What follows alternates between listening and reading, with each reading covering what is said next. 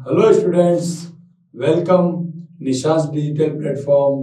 बेटा, हम आपके सामने आज एसएसटी 10th क्लास का दूसरा हमारा जो टेस्ट सीरीज का पेपर है उसको हल करने जा रहे हैं, जो आज 28/12/2025 को हुआ है। ठीक है, हम इसी पर चर्चा करते हैं। हमारा पहला क्वेश्चन है बहुविकल्पिक प्रश्न। श्रीलंका स्वतंत्र राष्ट्र कब बना, अर्थात श्रीलंका स्वतंत्र कब हुआ? इसका आंसर है बेटा 1948 में। हमारे भारत के 1 साल बाद श्रीलंका आजाद हुआ था, स्वतंत्र हुआ था। दूसरा है श्रीलंका में सिंहली भाषा को राजभाषा घोषित किया गया, अर्थात श्रीलंका में सिंहली भाषा को राजभाषा कब घोषित किया गया? तो 1956 में श्रीलंका में सिंहली भाषा को राजभाषा घोषित किया गया।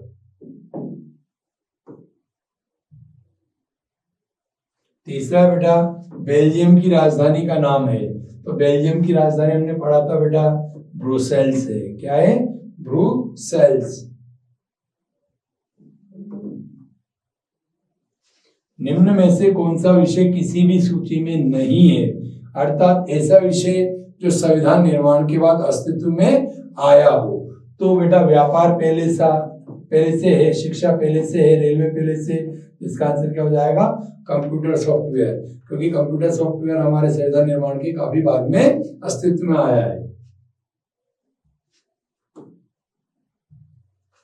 अगला है केंद्र और राज्य के मध्य विधायी अधिकारों को कितने हिस्सों में बांटा गया है? तो केंद्र और राज्य के मध्य विधायी अधिकारों को 3 भागों में बांटा गया है।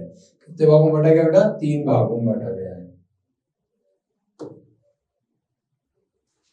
राज्य पुनर्गठन आयोग की रिपोर्ट को कब लागू किया गया?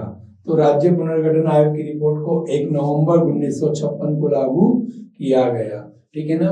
राज्य पुनर्गठन आयोग की रिपोर्ट को कब लागू किया गया बेटा? 1 नवंबर 1956 को लागू किया गया। अगला है धर्म को कभी भी राजनीति से अलग नहीं किया जा सकता, ये कथन है महात्मा गांधी जी के। ठीक है ना? धर्म को कभी भी राजनीति से अलग नहीं किया जा सकता, यह बात महात्मा गांधी जी ने कहा था, और उनका मतलब धर्म से हिंदू मुस्लिम जैसे धर्मों से नहीं था। अगला है जाति पर आधारित सामाजिक विभाजन जिस देश में पाया जाता है वो है? तो बेटा जाति के आधार पर विभाजन केवल भारत में पाया जाता है। कहां पर है? भारत में।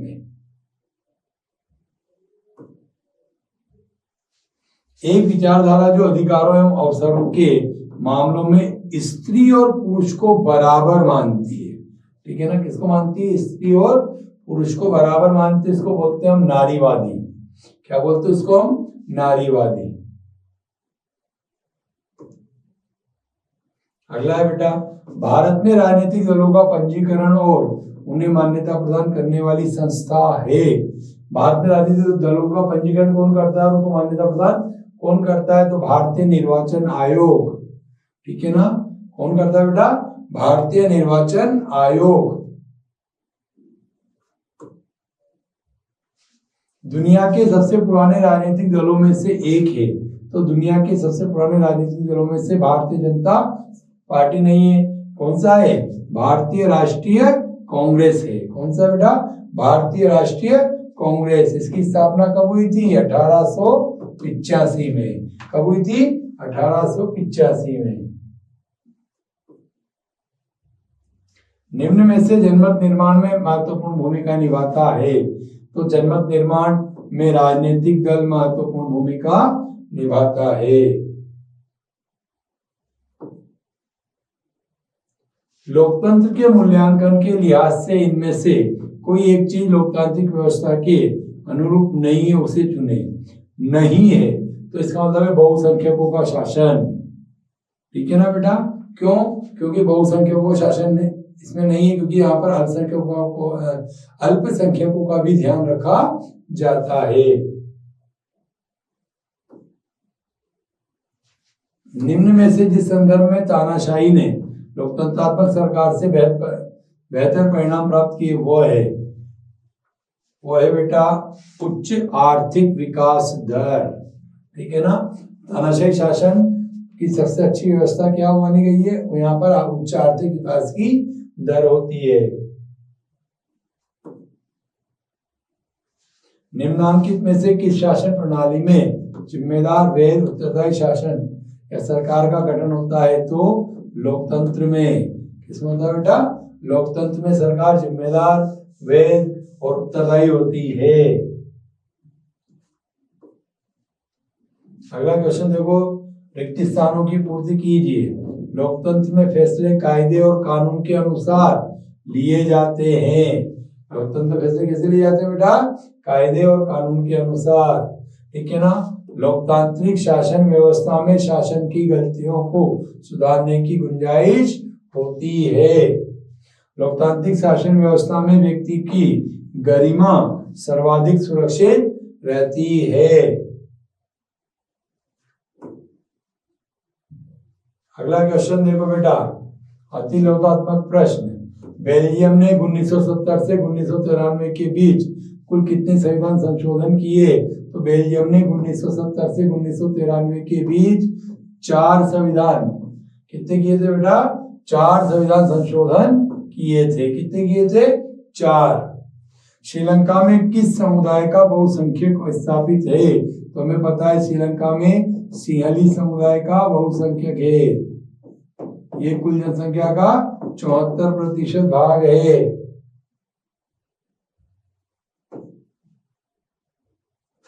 सत्ता के ऊर्ध्वाधर वितरण से आप क्या, सत्ता के ऊर्ध्वाधर वितरण से क्या आशय है? तो जब सरकार के बीच विभिन्न स्तरों पर सत्ता का बंटवारा होता है, जैसे संघीय सरकार और प्रांतीय सरकार, तो इसे सत्ता का ऊर्ध्वाधर वितरण कहते हैं। ऊपर से नीचे की ओर, मतलब केंद्र और राज्य, राज्य से स्थानीय सरकार, जब सत्ता का विभाजन होगा तो इसको बोलते हैं सत्ता का ऊर्ध्वाधर, लंबवत।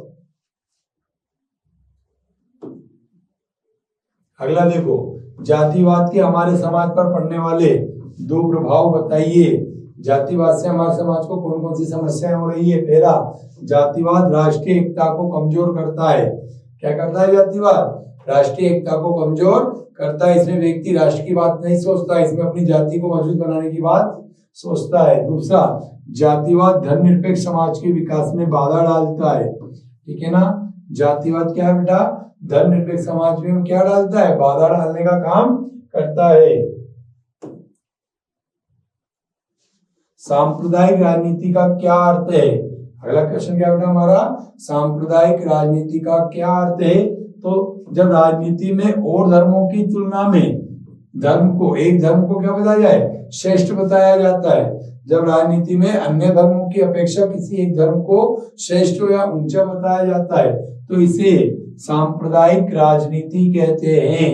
इसे क्या कहते हैं बेटा? हम सांप्रदायिक राजनीति। ठीक है ना। क्या इसका मतलब है? जब राजनीति में अन्य धर्मों की अपेक्षा किसी एक धर्म को श्रेष्ठ और सर्वश्रेष्ठ उचित ऊंचा बताया जाता है तो उसे हम क्या बोलते हैं? सांप्रदायिक राजनीति। श्रम के लैंगिक विभाजन से क्या आशय है? तो बेटा हमने पढ़ा था, श्रम का लैंगिक विभाजन का मतलब होता है कि कार्य का बंटवारा इस प्रकार किया गया है कि महिलाओं को घर के काम करने पड़ते हैं और पुरुषों को घर के बाहर के काम करने पड़ते हैं। कार्य के बंटवारे का वह तरीका जिसमें घर के अंदर के सारे काम औरतें करती है। ठीक है ना। जैसे बच्चों का लालन पालन करना, भोजन बनाना, कपड़े धोना, ठीक है ना, ये सारे काम कौन करता है? महिलाएं करती है। और बाहर के काम कौन करेगा? पुरुष करेगा। कौन करेगा? पुरुष। जैसे पैसे कमा के लाना या आर्थिक क्रियाकलाप में संलग्न होना, तो वो इसी को हम क्या बोलते हैं बेटा? श्रम का लैंगिक विभाजन। कौन सी शासन व्यवस्था अपनी कुछ कमियों के बावजूद पूरे विश्व में स्वीकार्य है? लोकतांत्रिक शासन व्यवस्था अपनी कुछ कमियों के बावजूद भी बेटा पूरे विश्व में स्वीकार्य है। ठीक है ना। क्योंकि ये व्यक्तियों की अपनी व्यवस्था होती है। लोकतंत्र की कोई 2 विशेषताएं लिखिए। तो निर्वाचित प्रतिनिधि होते हैं और कानून का शासन होता है। लोकतंत्र की 2 विशेषता कौन कौन सी हो गई? एक तो निर्वाचित प्रतिनिधि होते हैं, दूसरा कानून का शासन होता है। लोकतंत्र में निर्णय लेने में देरी क्यों होती है? लोकतंत्र में जो निर्णय लिए जाते हैं उनमें समय क्यों लगता है बेटा? क्योंकि लोकतंत्र में निर्णय विचार विमर्श तथा सोच समझ कर लिए जाते हैं, इसलिए उसमें समय लगता है। ठीक है ना? लोकतंत्र में निर्णय विचार विमर्श करके सबकी सलाह से, मंत्रिमंडल की सलाह से, ठीक है ना, लिया जाता है। ठीक है, इसलिए सोच समझ के निर्णय लिए जाते हैं, इसलिए इसमें क्या होता है? समय लगता है। अगला देखो बेटा, अगला क्वेश्चन है बहुसंख्यकवाद को बनाए रखने के लिए श्रीलंका की सरकार द्वारा कौन कौन से कदम उठाए गए? तो श्रीलंका की सरकार ने बहुसंख्यकवाद को बनाए रखने के लिए 1956 में एक कानून पारित किया, जिसके अनुसार पहला सिंहली भाषा को राजभाषा घोषित कर दिया गया। ठीक है ना? इस कानून के अंतर्गत क्या किया गया बेटा? सिंहली भाषा को राजभाषा घोषित किया गया। दूसरा, सिंहली लोगों को सरकारी नौकरियों तथा कई और क्षेत्रों में प्राथमिकता देकर कई प्रकार की सुविधाएं दी गई, अर्थात सिंहली व्यक्तियों को तमिलों की अपेक्षा प्राथमिकता दी गई। तीसरा, बौद्ध धर्म को संरक्षण दिया गया। तीसरा क्या बेटा? बौद्ध धर्म को संरक्षण दिया गया। यही श्रीलंका का बहुसंख्यकवाद है, जिसमें अन्य अल्पसंख्यकों की उपेक्षा की गई, अर्थात जिसमें तमिलों की क्या की गई? उपेक्षा की गई। अगला देखो बेटा, सत्ता की साझेदारी से आप क्या समझते हैं? ठीक है ना? अगला क्या है? सत्ता की साझेदारी से आप क्या समझते हैं? सत्ता की साझेदारी से आप क्या समझते हैं? तो सत्ता की साझेदारी एक नीति है जिसके अंतर्गत देश के शासन में समाज के सभी प्रमुख समूहों को सत्ता का एक स्थायी भाग प्रदान किया जाता है। ठीक है ना? इसमें समाज के सभी प्रमुख वर्गों को क्या किया जाता है? सत्ता में स्थान दिया जाता है। जाति तथा सांस्कृतिक विभिन्नताओं के कारण विभाजित समाज में झगड़े सुलझाने का यह एक सामर्थ्यवान हथियार है।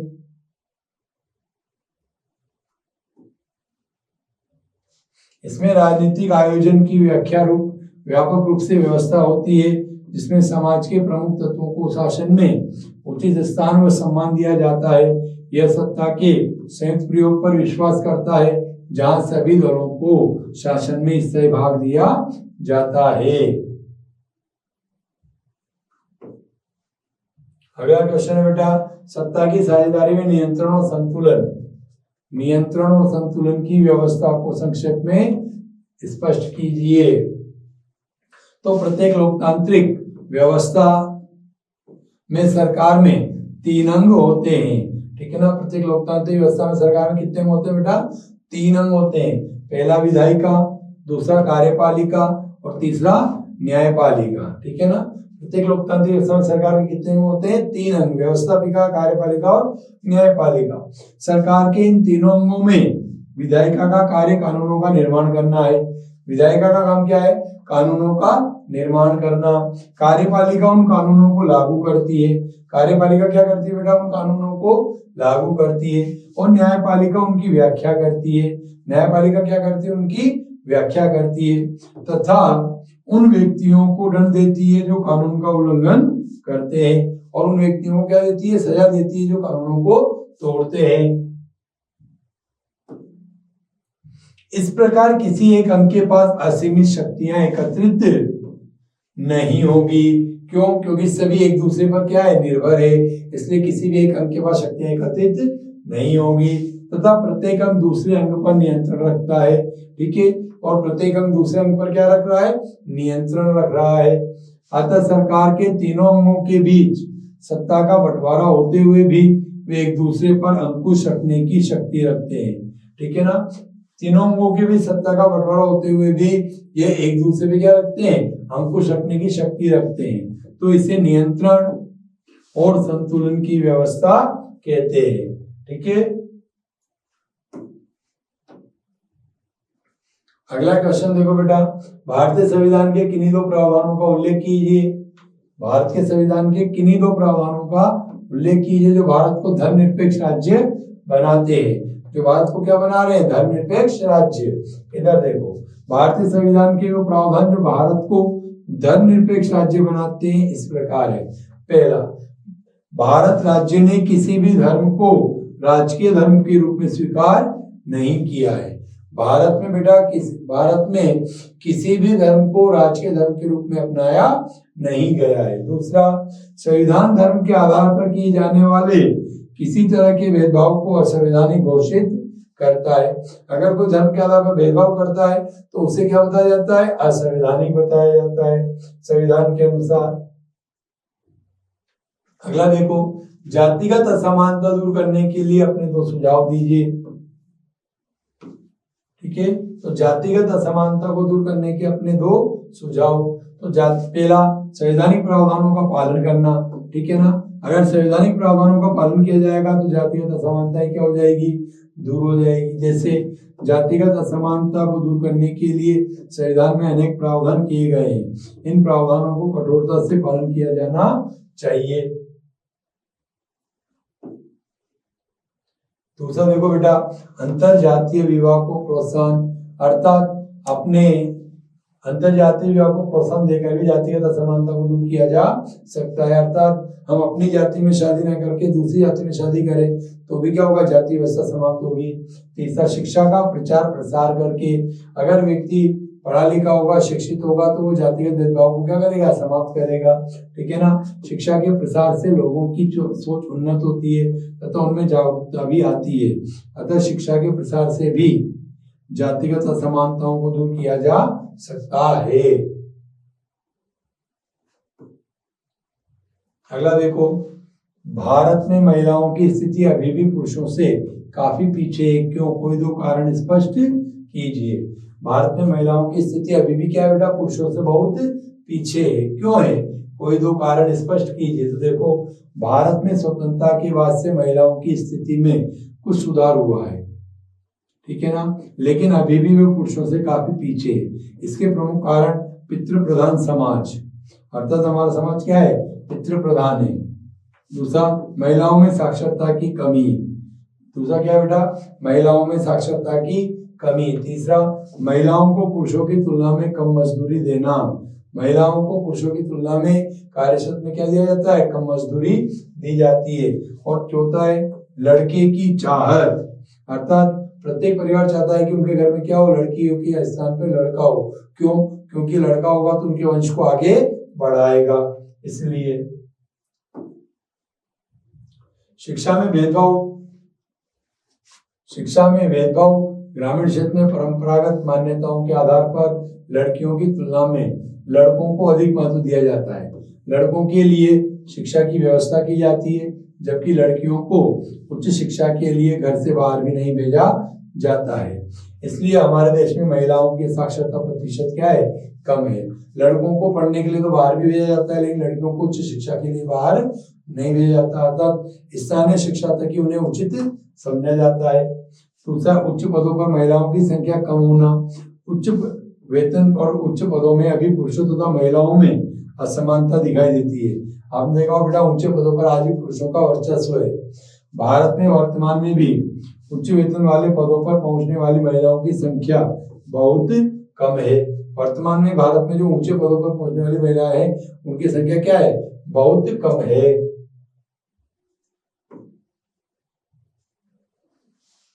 अगला क्वेश्चन है बेटा, संघीय व्यवस्था की प्रमुख विशेषताओं का वर्णन कीजिए। संघीय व्यवस्था की प्रमुख विशेषताओं का क्या करना है? वर्णन करना है। तो देखो, संघीय शासन व्यवस्था की विशेषताएं निम्नलिखित है। ठीक है ना, इधर देखो बेटा, सरकार के 2 स्तर। संघीय शासन व्यवस्था में सरकार के 2 या 2 से अधिक स्तर होते हैं। ठीक है ना, संघीय शासन व्यवस्था में सरकार 2 या अधिक स्तरों वाली होती है, जैसे केंद्र सरकार, राज्य सरकार और स्थानीय सरकार। तो वहां पर कौन सी व्यवस्था है? संघीय व्यवस्था है। दूसरा बेटा, संवैधानिक मान्यता। दूसरा क्या है? संवैधानिक मान्यता। संघीय शासन व्यवस्था में संविधान सरकार के हर स्तर के अस्तित्व और उनकी शक्तियों व अधिकारों की गारंटी व सुरक्षा देता है। संघीय शासन व्यवस्था में संविधान सरकार के हर स्तर के अस्तित्व और उसके शक्तियों और अधिकारों की क्या देता है? गारंटी प्रदान करता है। अलग अलग अधिकार क्षेत्र, तीसरा, संघीय शासन व्यवस्था में अलग अलग स्तर की सरकारें एक ही नागरिक समूह पर शासन करती है।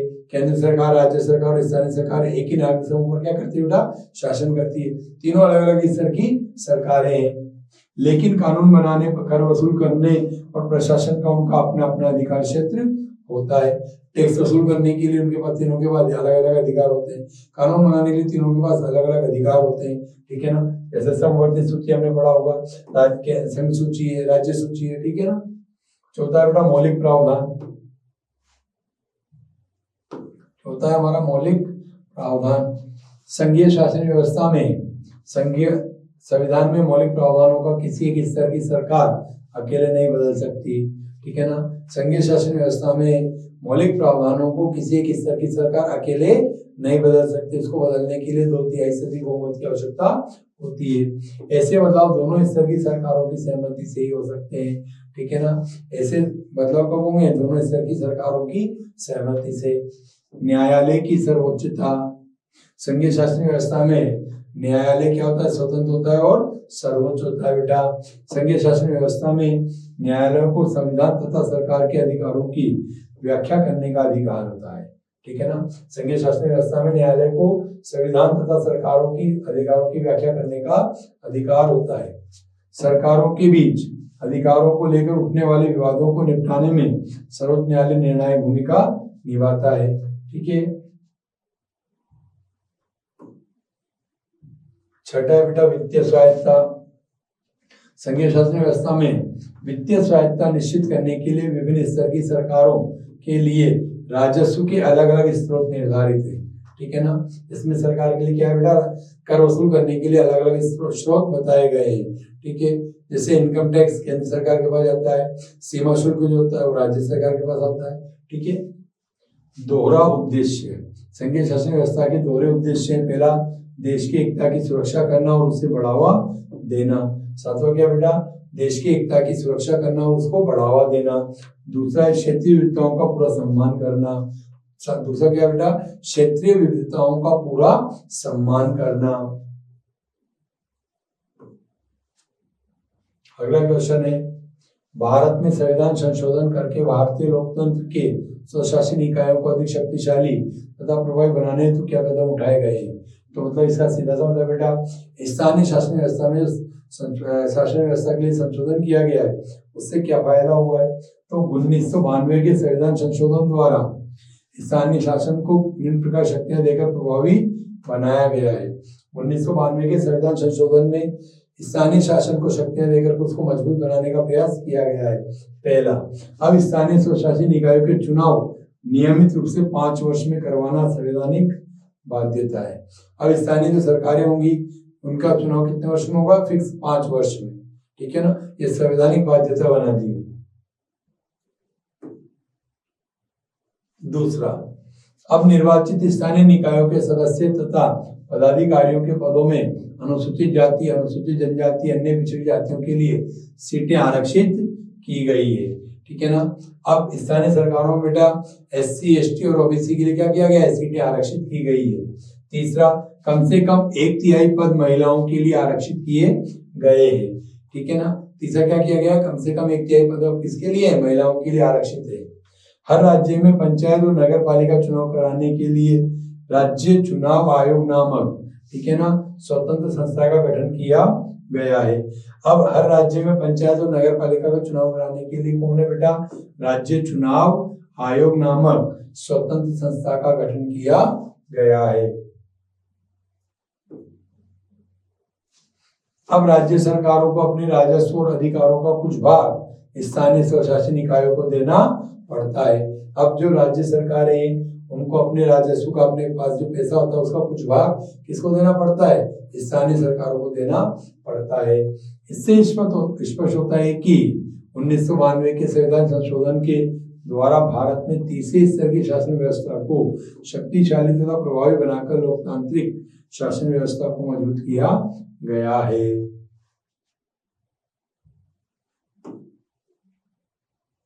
अगला क्वेश्चन देखो बेटा, संघवाद क्या है? भारत में संघवाद का स्वरूप कैसा है? तो संघवाद का अर्थ की बात करें, संघवाद अर्थात संघीय शासन व्यवस्था में सर्वोच्च सत्ता केंद्र और उसकी इकाइयों के बीच विभाजित होती है। संघवाद में क्या होता है बेटा, शक्तियों का विभाजन केंद्र और उसकी इकाइयों के मध्य होता है। भारत में संघवाद का स्वरूप, पहला भारतीय संघवाद राज्यों का संघ है, ठीक है ना, भारतीय संघवाद क्या है, राज्यों का संघ है। दूसरा, भारतीय संघीय व्यवस्था में 2 स्तरीय शासन व्यवस्था है, इसमें एक सरकार पूरे देश के लिए होती है और दूसरी सरकार राज्यों के लिए।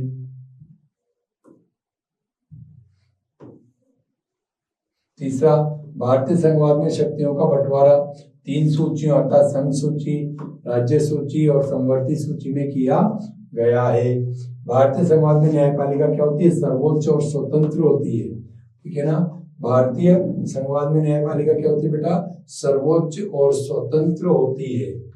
भारतीय संघवाद में सारे राज्यों को बराबर अधिकार नहीं है, यहाँ कुछ राज्यों को विशेष अधिकार प्रदान किए जाते हैं, ठीक है, जैसे पहले जम्मू कश्मीर को था, ठीक है।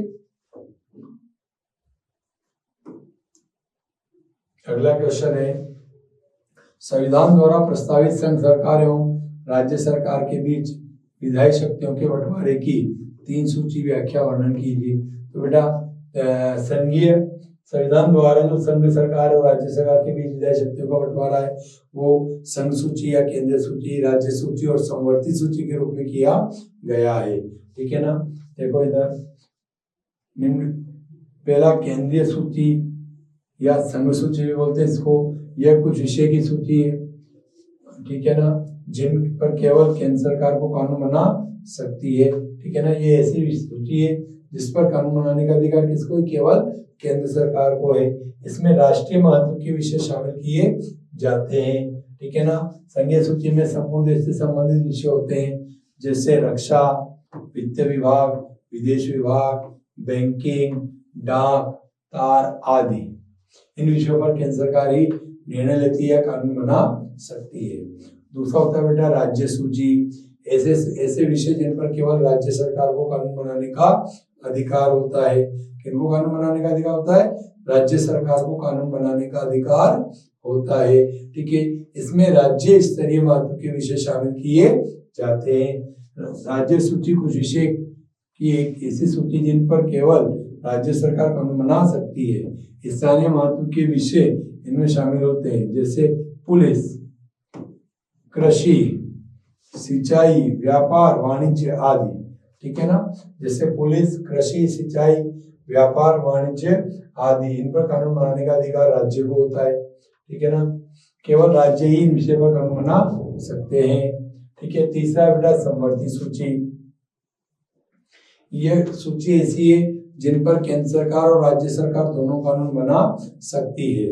इसमें कौन कौन कानून बना सकती है, केंद्र सरकार और राज्य सरकार। परंतु यदि किसी कानून पर विवाद होता है तो केंद्र सरकार द्वारा बनाया गया कानून ही मान्य होता है, ठीक है ना। तो तथा राज्य ही कानून, इसमें कुछ विषयों में सूची जिन पर दोनों केंद्र तथा राज्य सरकार कानून बना सकते हैं, परंतु अगर दोनों सरकारों द्वारा बनाए गए कानून आमने सामने आ जाए तो राज्य सरकार का कानून निरस्त हो जाएगा तथा केंद्र सरकार का कानून ही मान्य होगा, ठीक है ना। अगला है बेटा अवशिष्ट सूची, ये बाद में जोड़ी गई है। कुछ विषय ऐसे हैं जो इनमें किसी भी सूची में शामिल नहीं है, अर्थात हमारे संविधान निर्माण के बाद वो अस्तित्व में आए हैं। इन पर कानून बनाने का अधिकार केंद्र सरकार को होता है, ठीक है ना। इन पर कानून बनाने का अधिकार किसको है, केंद्र सरकार को होता है, ठीक है। इसके अतिरिक्त पंचायती राज व्यवस्था के द्वारा भी शक्तियों का स्थानीय स्तर पर विकेंद्रीकरण किया गया है। अगला क्वेश्चन है संघीय शासन। संघीय शासन गठित करने के 2 विभिन्न तरीकों का वर्णन कीजिए। तो संघीय शासन गठित करने के 2 विभिन्न तरीके हैं, साथ आकर संघ बनाना। पहला टॉपिक क्या है बेटा, साथ आकर संघ बनाना। इसमें 2 या अधिक स्वतंत्र राज्य अपनी इच्छा से साथ आकर एक संघ का निर्माण करते हैं। इसमें वे अपनी संप्रभुता तथा अपनी अलग अलग पहचान को भी बनाए रखते हैं, ठीक है ना। इसमें वो अपनी संप्रभुता और अलग अलग पहचान को क्या रखते हैं, बनाए रखते हैं। और अपनी सुरक्षा और खुशहाली बढ़ाने का रास्ता अख्तियार करते हैं। इसमें प्राय प्रांतों को केंद्र के समान अधिकार होते हैं और वह केंद्र से ज्यादा शक्तिशाली होते हैं। अमेरिका, स्विट्जरलैंड, ऑस्ट्रेलिया ऐसे ही संघ राज्य है, ठीक है ना। दूसरा है साथ रहने के द्वारा संघ बनाना। इसमें बड़े देश पहले राज्यों का गठन करते हैं, फिर राज्य और राष्ट्रीय सरकार के बीच सत्ता का बंटवारा कर दिया जाता है, ठीक है ना। इसमें राज्यों की तुलना में केंद्र सरकार अधिक शक्तिशाली होती है। भारत, बेल्जियम, स्पेन इसके अच्छे उदाहरण है, ठीक है ना। यहाँ पर राज्य की अपेक्षा कौन शक्तिशाली होता है? केंद्र सरकार। अथवा का अगला क्वेश्चन है बेटा हमारा, भारत में भाषा राज्यों का गठन के बारे में आप क्या जानते हैं, विस्तार से वर्णन कीजिए, ठीक है ना। भारत में भाषाई आधार पर राज्यों का गठन हुआ है। भारत में भाषाई राज्यों का गठन, भारत एक बड़ा देश है, यहाँ अनेक भाषाएं और बोलियां बोली जाती है। भारत क्या है? एक बड़ा देश है, यहाँ पर अनेक प्रकार की भाषाएं और बोलियां बोली जाती है। संविधान में भी 22 भाषाओं को अनुसूचित भाषा का दर्जा दिया गया है, अर्थात हमारे संविधान के अनुसार वर्तमान में 22 भाषाओं को मान्यता प्राप्त है। भारत में अनेक राज्यों का गठन भाषा के आधार पर किया गया है। भारत में जो अनेक राज्य हैं उनका गठन किस आधार पर है? भाषा के आधार पर किया गया है। आजादी के बाद भाषा के आधार पर प्रांतों का गठन हमारे देश की लोकतांत्रिक राजनीति के लिए पहली और एक कठिन परीक्षा थी, ठीक है ना। ये लिए क्या थी? एक पहली और कठिन परीक्षा थी। आजादी के बाद के वक्त से लेकर अब तक अनेक पुराने प्रांत गायब हो गए हैं और कई नए प्रांत बन गए हैं। कई प्रांतों की सीमाएं, क्षेत्र और नाम बदल गए हैं। भाषा के आधार पर नए राज्यों को बनाने के लिए 1950 के दशक में भारत के कई पुराने राज्यों की सीमाएं बदली गई। ऐसा यह सुनिश्चित करने के लिए किया गया कि एक भाषा बोलने वाले व्यक्ति एक ही राज्य में आ जाए, ठीक है ना। एक भाषा बोलने वाले व्यक्ति कहाँ जाए? एक ही राज्य में आ जाए। इसके बाद कुछ अन्य राज्यों का गठन भाषा के आधार पर नहीं बल्कि संस्कृति, भूगोल अथवा जातीयता के आधार पर भी किया गया, ठीक है ना। क्यों किया गया? ताकि उनको आदर दिया जा सके। इसमें नागालैंड, उत्तराखंड, झारखंड जैसे राज्य शामिल हैं। भाषा के आधार पर राज्यों के गठन पर कई राष्ट्रीय नेताओं को डर था कि इससे देश टूट जाएगा। केंद्र सरकार ने इसी के चलते राज्यों का भी पुनर्गठन किया। कुछ समय के लिए ये टाल दिया गया, ठीक है ना। राज्य का पुनर्गठन किया है, जिसके क्या किया? उसको टाल दिया कि बाद में बनाया जाएगा ताकि देश को कोई अड़चन ना आए। किंतु आगे चलकर यह स्पष्ट हुआ कि भाषावार राज्य बनाने से देश ज्यादा एकीकृत और मजबूत हुआ। इससे प्रशासन भी पहले की अपेक्षा कहीं अधिक ज्यादा सुविधाजनक हो गया। इससे प्रशासन क्या हो बेटा? पहले से ज्यादा अच्छा हो गया, सुविधाजनक हो गया भाषा के आधार पर राज्य बनने से। भारत में राजनीतिक दलों के सुधार हेतु किए गए 4 प्रमुख उपायों का वर्णन कीजिए, ठीक है ना। तो भारत में राजनीतिक दलों को सुधारने के लिए कौन कौन से प्रयास किए गए हैं? तो सबसे पहला है दल बदल रोक विधेयक। पहला क्या है? दल बदल रोक विधेयक। भारत में विधायिकाओं तथा सांसदों को दल बदल करने से रोकने के लिए, ठीक है ना, भारत में विधायकों तथा सांसदों को दल बदल करने से रोकने के लिए संविधान में संशोधन किया गया। निर्वाचित प्रतिनिधियों के मंत्री पद अथवा धन के लोभ में दल बदल करने में आई तेजी को देखते हुए ऐसा किया गया। नए कानून के अनुसार अपना दल बदल करने वाले सांसद या विधायक को अपनी सीट भी गंवानी होगी। इस नए कानून से दल बदल में कमी आई है, परंतु इससे पार्टी में विरोध का स्वर उठाना अब मुश्किल हो गया है। अब कोई भी व्यक्ति पार्टी के विरुद्ध नहीं बोल सकता। अगर वो बोलता है तो उसको पार्टी से बाहर कर दिया जाएगा, उसकी सदस्यता समाप्त हो जाएगी। दूसरा, उम्मीदवारों को अपनी संपत्ति और अपने आपराधिक मामलों का ब्यौरा देना अनिवार्य, ठीक है ना। अब जो भी व्यक्ति चुनाव लड़ता है बेटा, उसको एक शपथ पत्र के माध्यम से अपनी संपत्ति और उसके विरुद्ध चलने वाले आपराधिक मामलों का पूरा विवरण देना अनिवार्य कर दिया। देखो बेटा, उच्चतम न्यायालय ने पैसे और अपराधियों के प्रभाव को कम करने के लिए एक आदेश के द्वारा चुनाव लड़ने वाले हर उम्मीदवार को अपनी संपत्ति का तथा अपने खिलाफ चल रहे आपराधिक मामलों का विवरण एक शपथ पत्र के माध्यम से देना अनिवार्य कर दिया गया है। इस नई व्यवस्था से लोगों को अपने उम्मीदवारों के बारे में बहुत सी पक्की सूचनाएं उपलब्ध होने लगी है। इस व्यवस्था से व्यक्तियों का क्या हुई है, उनके बारे में पूरी जानकारी उपलब्ध होने लगी है। तीसरा, दलों को संगठित चुनाव करना। दलों का संगठित चुनाव करना, चुनाव आयोग ने एक आदेश के द्वारा सभी दलों के लिए संगठित चुनाव कराना आवश्यक कर दिया है। ठीक है ना। चौथा है बेटा आयकर रिटर्न भरना। चुनाव आयोग ने सभी दलों के लिए आयकर रिटर्न भरना अनिवार्य कर दिया है। दलों ने अब आयकर रिटर्न भरना प्रारंभ भी कर दिया है। ठीक है ना। इस प्रकार स्पष्ट होता है कि चुनाव आयोग ने राजनीतिक दलों और उसके नेताओं को सुधारने के लिए अनेक प्रयास किए हैं। ठीक है। अगला क्वेश्चन है बेटा हमारा अथवा का, राजनीतिक दल से क्या तात्पर्य है? लोकतंत्र में राजनीतिक दलों के क्या कार्य हैं? ठीक है ना। तो राजनीतिक दल लोगों का एक समूह होता है जो चुनाव लड़ने तथा सरकार में राजनीतिक सत्ता प्राप्त करने के उद्देश्य से कार्य करता है। एक राजनीतिक दल कुछ लोगों का समूह है जिसकी विचारधारा समान है तथा जो एक दूसरे के नजदीक इसलिए ही आते हैं। ठीक है ना। इनकी विचारधारा क्या है? एक समान है, इसलिए एक दूसरे के नजदीक आते हैं ताकि वह चुनाव लड़कर सरकार बनाने के लिए बहुमत प्राप्त कर सके। एक राजनीतिक दल के सभी सदस्य कुछ नीतियों पर एक जैसे विचार रखते हैं तथा वे नीतियां जनता के कल्याण से संबंधित होती है। ठीक है ना। तथा वो नीतियां क्या होती है? जनता के कल्याण से संबंधित होती है। राजनीतिक दलों के कार्य, लोकतंत्र में राजनीतिक दल कई प्रकार के कार्य करते हैं जिनका वर्णन इस प्रकार है। पहला, राजनीतिक दल चुनाव लड़ते हैं। ठीक है ना। राजनीतिक दल जो होते हैं बेटा उनका प्रमुख काम क्या है? चुनाव लड़ना। अधिकतर लोकतंत्र में राजनीतिक दल अपने उम्मीदवारों को राजनीतिक क्षेत्र में उतारकर चुनाव लड़ते हैं।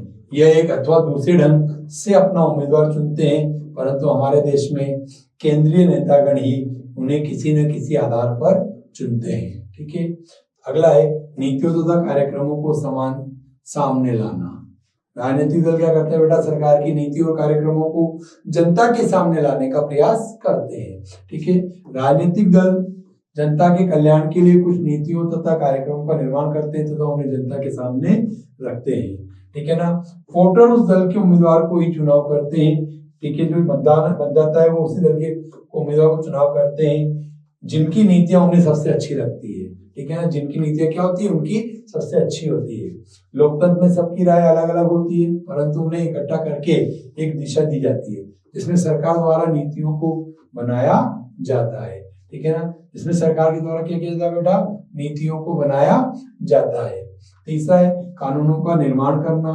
ठीक है। जो कि राजनीतिक दल सत्ता में होते हैं कानूनों का निर्माण करता है।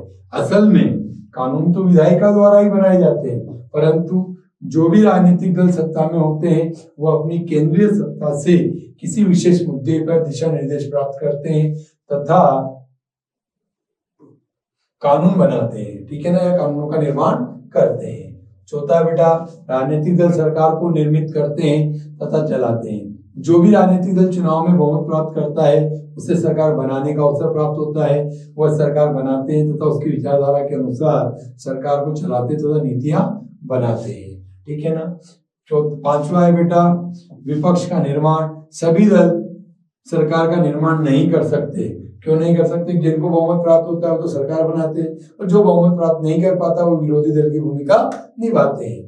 जो दल सरकार नहीं बना सकते वह विपक्ष की भूमिका अदा करते हैं तथा बहुत से मुद्दों को जनता के सामने रखते हैं।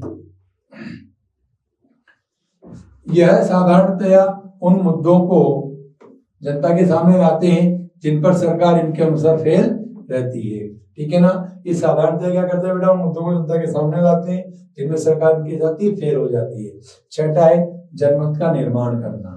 राजनीतिक दल जो उन मुद्दों को जनता के सामने लाते हैं, उछालते हैं जिनका सरकार ठीक ढंग से प्रबंधन नहीं कर पाती। इससे ये अपने हक में तथा सरकार के विरुद्ध जनमत का निर्माण करते हैं। यहाँ तक कि दल आंदोलन भी शुरू करते हैं ताकि जनता की मुश्किलों को सामने लाया जा सके। ठीक है ना। अगला है बेटा सरकारी मशीनरी तक पहुंच उपलब्ध कराना। साधारण जनता की सरकारी मशीनरी तक पहुंच नहीं होती, परंतु दल साधारण जनता को सरकारी मशीनरी तक खड़ा करते हैं। जनता एक अफसर की जगह नेता तक आसानी से पहुंच सकती है, ठीक है ना। जनता क्या है बेटा, एक अफसर की जगह नेताओं तक आसानी से पहुंच सकती है। दल जनता की इच्छाओं की अनदेखी नहीं कर सकते। जो दल होते हैं वो जनता की इच्छा की अनदेखी नहीं करते, क्योंकि अगले 5 साल बाद उन्हें फिर से चुनाव में उतरना होता है। अगला क्वेश्चन है बेटा राजनीतिक दल की प्रमुख विशेषताओं का वर्णन कीजिए, ठीक है ना। तो राजनीतिक दल की सबसे विशेषता क्या है, संगठन। इनका एक संगठन होता है। राजनीतिक दल के निर्माण के लिए पहला आवश्यक तत्व संगठन है। एक जैसी विचारधारा रखने वाले व्यक्तियों के समूह के लिए यह आवश्यक है कि वे पूर्ण रूप से संगठित हो, क्योंकि इसके बिना वे राजनीतिक दल का रूप धारण नहीं कर सकते। क्योंकि एक जैसी विचारधारा होगी तो संगठन होना जरूरी है। अगर संगठन नहीं होगा तो राजनीतिक दल का रूप धारण नहीं कर सकते।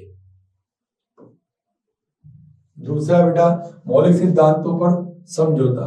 राजनीतिक दल के निर्माण के लिए दूसरा आवश्यक तत्व सदस्यों के मौलिक सिद्धांतों पर समझौता है। केवल उन्हीं व्यक्तियों द्वारा एक राजनीतिक दल का निर्माण किया जा सकता है जिनके राजनीतिक विचार एक समान हो, क्योंकि उनके अभाव में उनमें एकता की भावना उत्पन्न नहीं हो सकती, जो राजनीतिक दल के कार्य को चलाने के लिए अति आवश्यक है।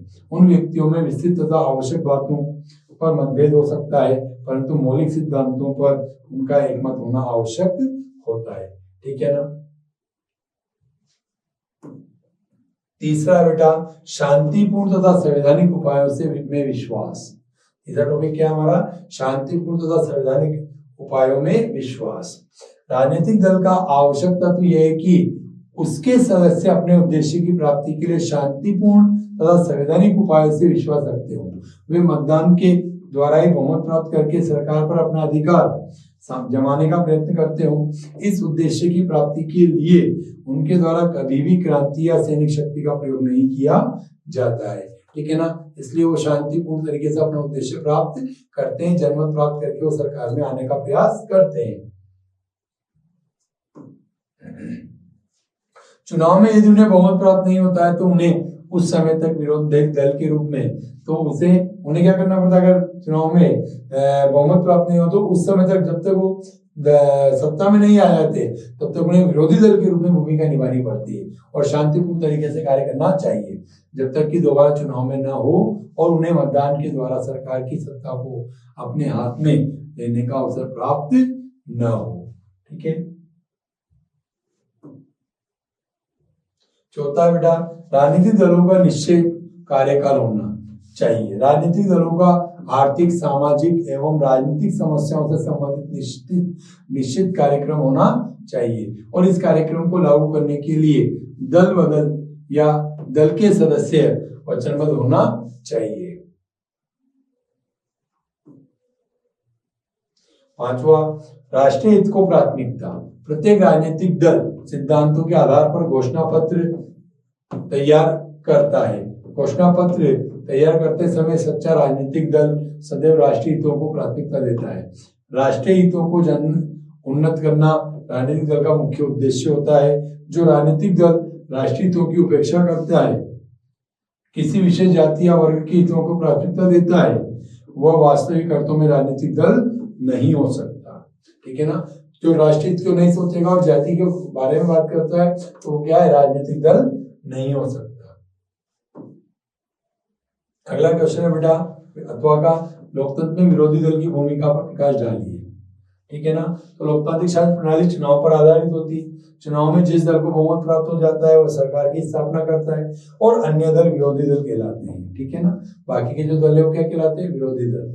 लोकतंत्र में विरोधी दलों का भी उतना ही महत्व होता है जितना सत्तारूढ़ दल का होता है। लोकतंत्र में विरोधी दल निम्नलिखित भूमिका निभाते हैं, ठीक है ना। पहला, सरकार की निरंकुशता पर रोक लगाना। लोकतंत्र में सरकार का निर्माण बहुसंख्यक दल के द्वारा किया जाता है। बहुमत के समर्थन के कारण सरकार कई बार मनमाने कानून व नीतियां लागू करने का प्रयत्न करती है और जनता पर अत्याचार करती है। विरोधी दल सरकार का विरोध करके उसकी निरंकुशता पर रोक लगाता है और उसे मनमानी करने से रोकता है। ठीक है ना, जब सरकार को बहुमत प्राप्त होता है तो मनमानी करने के लिए आजाद हो जाते हैं। तो ऐसी स्थिति में विरोधी दल उनको मनमानी करने से रोकने का काम करता है। बेटा, जनमत की अभिव्यक्ति करना, विरोधी दल सरकार व साधारण जनता के बीच कड़ी का काम करते हैं। ठीक है ना, विरोधी दल सरकार और जनता के बीच जोड़ने का, इन दोनों को जोड़ने का काम करते हैं। ठीक है, विभिन्न विषयों पर जनता की भावनाओं, इच्छाओं, प्रतिक्रियाओं को सत्तारूढ़ दल संसद तक पहुंचाते हैं। विरोधी दल विभिन्न राष्ट्रीय व अंतर्राष्ट्रीय प्रश्नों पर जनमत जागृत करके अपने मत को प्रस्तुत करता है, जिससे जनमत के निर्माण में भी सहायता मिलती है, जिससे बाद में उनको मतदान में सहायता प्राप्त हो जाती है।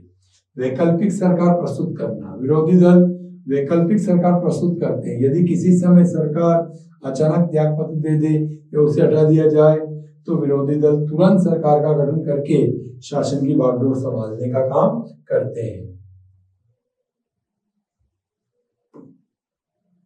चौथा बेटा, राजनीतिक चेतना उत्पन्न करना, लोकतांत्रिक शासन प्रणाली की सफलता के लिए जनता में राजनीतिक चेतना का जागृत होना आवश्यक है। इसके बिना चुनाव के द्वारा सरकार में परिवर्तन लाना कठिन होता है। विरोधी दल सरकार की त्रुटियों को जनता तक पहुंचाते हैं और देश तथा सरकार के बारे में जनता को जानकारी देते हैं। इस प्रकार वे जनता में राजनीतिक जागृति उत्पन्न करते हैं। ऊपर दिए गए विवरण के आधार पर हम कह सकते हैं कि विरोधी दल लोकतंत्र में महत्वपूर्ण भूमिका निभाते हैं। अगला क्वेश्चन है बेटा, भारतीय जनता पार्टी और भारतीय राष्ट्रीय कांग्रेस की 4 प्रमुख नीतियों और कार्यक्रमों को लिखिए। ठीक है, दोनों की 4 प्रमुख कार्यक्रम नीतियां लिखनी है। तो भारतीय जनता पार्टी और के कार्यक्रमों की बात करें, पहला, भारतीय जनता पार्टी भारत की प्राचीन पद्धति मूल्यों से प्रेरणा लेकर मजबूत और आधुनिक भारत बनाना चाहती है। ठीक है ना, भारतीय जनता पार्टी क्या चाहती है बेटा, भारत की प्राचीन पद्धति और मूल्यों से प्रेरणा लेकर मजबूत और आधुनिक भारत बनाना चाहती है। दूसरा, यह पार्टी देश में निवास करने वाले सभी धर्मों के लोगों के लिए स्वतंत्र नागरिक संहिता बनाने और धर्मांतरण पर रोक लगाने की पक्षधर है। ठीक है ना, ये धर्मांतरण को क्या करना चाहती है, रोक लगाना चाहती है। तीसरा, यह पार्टी जम्मू और कश्मीर को प्रादेशिक एवं राजनीतिक स्तर पर विशेष दर्जा देने के विरुद्ध है और वर्तमान में ये हटा दिया गया है, ध्यान रखना है ना। चौथा, भारतीय राष्ट्रवाद और राजनीति में इसी दल की अवधारणा में सांस्कृतिक राष्ट्रवाद एक प्रमुख तत्व है। भारतीय राष्ट्रीय कांग्रेस की प्रमुख नीतियां और कार्यक्रम की बात करें अब हम, तो इसके कार्यक्रम निम्न प्रकार है बेटा। पहला, यह दल अपने वैचारिक रुझान से एक मध्यम वर्गीय वामपंथी न दक्षिणपंथी है। ठीक है ना, ये तो न तो वामपंथी और न ही दक्षिणपंथी है। यह दल नई आर्थिक नीति का प्रबल समर्थक है। ठीक है ना, इसने आर्थिक नीति 1991 में लागू की थी इस दल ने। ठीक है ना बेटा, इस दल ने धर्मनिरपेक्षता के विरोध से, इस दल ने धर्मनिरपेक्षता के सिद्धांत को अपनाया है। चौथा, इस दल ने कमजोर वर्गों और अल्पसंख्यक समुदाय के हितों को अपना मुख्य एजेंडा बनाया है। ठीक है ना, इस दल ने कमजोर वर्गों और अल्पसंख्यक समुदायों के हितों को मुख्य अपना एजेंडा बना रखा है कि इनको हित होना चाहिए इनका। अथवा में अगला क्वेश्चन है बेटा, राजनीतिक दलों के सामने प्रमुख चुनौतियां क्या है, वर्णन कीजिए। तो गलतियों के लिए राजनीतिक दलों पर दोषारोपण, पहला टॉपिक क्या है, गलतियों के लिए राजनीतिक दलों पर दोषारोपण। लोकतांत्रिक शासन व्यवस्था में जनता का पूर्ण विश्वास राजनीतिक दलों में होता है।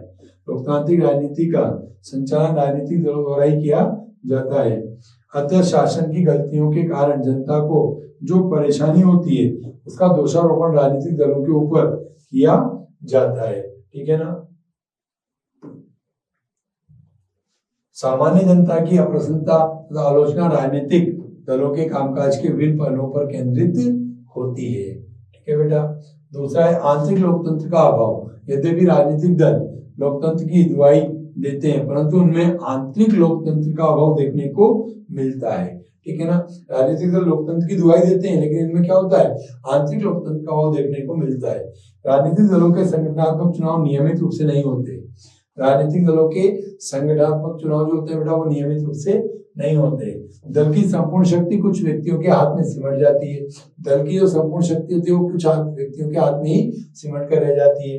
दलों के पास अपने सदस्यों की सूची भी नहीं होती। जो दल होते हैं उनके पास अपने सदस्यों की कोई सूची नहीं होती। तीसरा, साधारण सदस्यों की उपेक्षा। तीसरा पॉइंट क्या है? साधारण सदस्यों की उपेक्षा। यह भी देखा गया है कि दलों में साधारण सदस्यों की उपेक्षा की जाती है। उसे दल की नीतियों निर्माण में सहभागिता प्रदान नहीं की जाती है। वह दल के कार्यक्रमों के बारे में अनभिज्ञ रहता है, मतलब अनजान रहता है। ठीक है ना। जो सदस्य दल की नीतियों का विरोध करते हैं उन्हें दल की प्राथमिक सदस्यता से वंचित कर दिया जाता है, और जो दल की नीतियों का विरोध करते हैं उन्हें क्या करते हैं? सदस्यता समाप्त कर दी जाती है। चौथा है वंशवादी उत्तरदायित्व। चौथा क्या है बेटा? वंशवादी उत्तरदायित्व। ठीक है ना।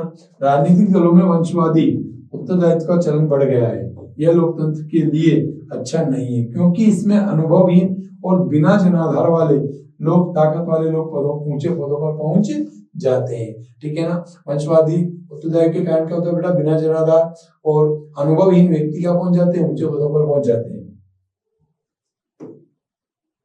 पांचवा है धन की महत्ता।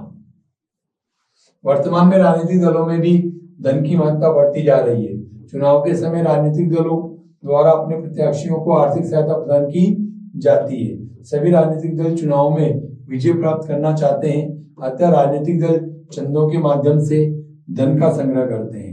संपूर्ण विश्व में लोकतंत्र के समर्थक देशों ने लोकतांत्रिक राजनीति में अमीर लोग तथा बड़ी कंपनियों की बढ़ती भूमिका के प्रति चिंता व्यक्त की है, क्योंकि राजनीतिक दलों में बेटा लगातार अमीर वर्गों का क्या हो रहा है? प्रभाव बढ़ रहा है। छठा है बेटा सार्थक विकल्प का अभाव। छठा टॉपिक क्या हमारा? सार्थक विकल्प का अभाव। राजनीतिक दलों के समक्ष महत्वपूर्ण चुनौती राजनीतिक दलों के बीच विकल्पहीनता की स्थिति है। अर्थात विकल्प का तात्पर्य यह है कि राजनीतिक दलों की नीतियों तथा कार्यक्रमों में महत्वपूर्ण अंतर हो, विभिन्न दलों के बीच वैचारिक अंतर कम होना हो गया है तथा यह प्रवृत्ति संपूर्ण विश्व में दिखाई देती है। ठीक है ना। सातवां, राजनीतिक दलों का अपराधीकरण। सातवां क्या बेटा? राजनीतिक दलों का अपराधीकरण। वर्तमान में राजनीतिक दलों का अपराधीकरण हो रहा है। राजनीतिक दलों के समक्ष उनके आपराधिक तत्वों को बाहरी घुसपैठ तथा प्रभाव है। राजनीतिक दल चुनाव में आपराधिक प्रवृत्ति के लोगों की सहायता लेते हैं। राजनीतिक दल उन्हें अपनी पार्टी का अधिकृत उम्मीदवार बनाने से भी संकोच नहीं करते। ठीक है ना। राजनीतिक दल क्या चाहते हैं? किसी भी तरह से जीतना चाहते हैं, इसलिए वो आपराधिक तत्वों को भी अपनी पार्टी का क्या बना लेते हैं? उम्मीदवार बना लेते हैं। ठीक है बेटा। और इसी के साथ हमारे टेस्ट सीरीज का दूसरा पेपर आज समाप्त होता है। आप निशान डिजिटल प्लेटफॉर्म से जुड़े रहिए, आपकी सफलता 100% निश्चित है।